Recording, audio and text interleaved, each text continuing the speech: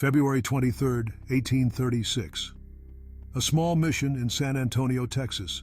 180 men, no reinforcements, no escape route. And outside their walls, 5,000 Mexican soldiers commanded by General Santa Anna himself. For 13 days, they held, against impossible odds. This is the Battle of the Alamo. The Alamo wasn't supposed to be a fortress. It was an abandoned Spanish mission, crumbling walls, gaps in the defenses, and way too much perimeter for 180 men to defend properly. But when General Santa Anna's army arrived to crush the Texas Revolution, the defenders had no choice. Inside those walls were some of the most legendary figures in American history. Davy Crockett, the famous frontiersman and former congressman. Jim Bowie, inventor of the Bowie knife, though he was bedridden with illness during most of the siege. And William Travis, just 26 years old, commanding the entire garrison. But here's what made their situation even worse. They were massively outnumbered from day one. Santa Anna arrived with 1,800 troops initially, but reinforcements kept coming. By the end, Mexican forces numbered around 5,000 men, almost 28 soldiers for every defender. The Texans had about 18 cannons and plenty of rifles. The Mexicans? Artillery, cavalry, and endless waves of infantry. On February 23rd, Santa Anna raised a blood-red flag over San Antonio.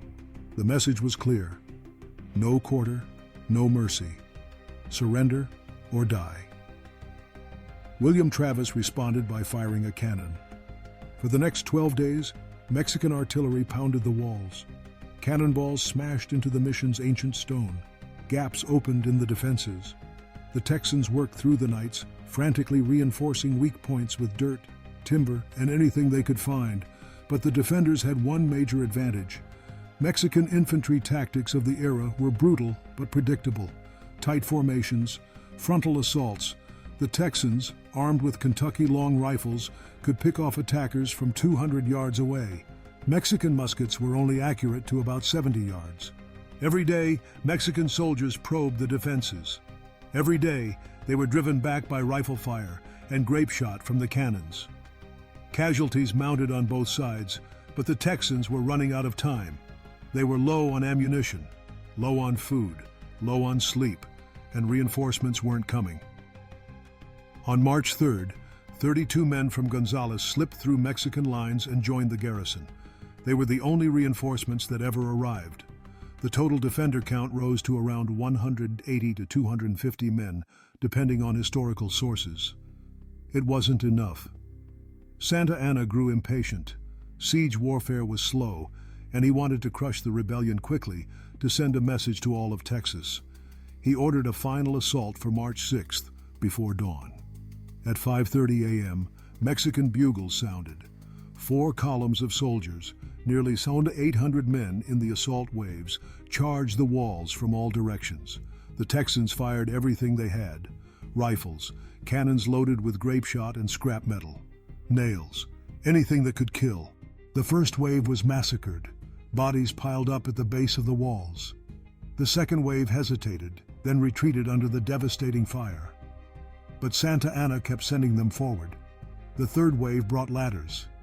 Mexican soldiers scrambled up the walls while Texans fought hand-to-hand, using rifles as clubs, swinging knives, anything to keep the enemy out. Then the north wall was breached. Mexican soldiers poured through a gap blown open by artillery. They flooded into the mission compound. The battle became a desperate close-quarters melee. Room by room, building by building. Davy Crockett and his Tennessee volunteers fought to the last man near the chapel. Jim Bowie, sick and bedridden, was killed in his room. William Travis was shot in the head early in the assault while defending the north wall. By 6:30 a.m., just 1 hour after the assault began, it was over. Every defender was killed. Some sources claim a few were captured and executed afterward on Santa Anna's orders. Mexican losses?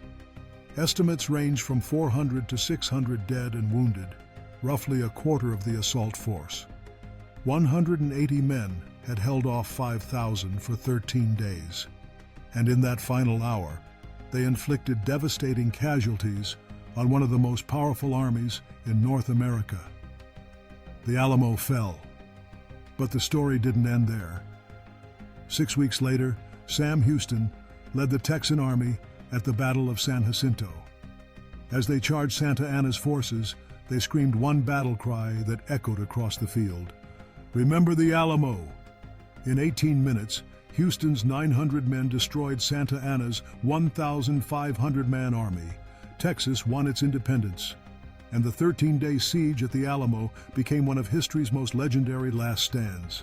180 against 5,000, 13 days of defiance, and a battle cry that changed the course of American history. What other impossible last stands from history should we cover? Let me know in the comments. And if you want more legendary ancient and historical battles, subscribe and hit the notification bell. Because sometimes the smallest forces make the biggest impact.